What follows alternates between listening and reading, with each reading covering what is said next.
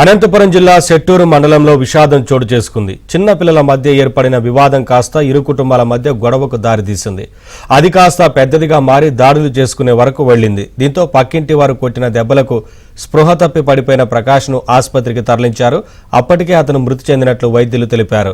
మృతుడు ప్రకాష్కు భార్య, 4 పిల్లలున్నారు. తన భర్త మృతికి కారణమైన వారిపై చట్టపరమైన చర్యలు తీసుకోవాలని మృతురాలి భార్య డిమాండ్ చేస్తోంది. అట్లా నిలబడినాను. వెనక వేరే పిల్లలు వచ్చి మమ్మ ప్రకాశం కొడుతున్నారు అని చెప్పి పరిగెత్తేసేవాడు.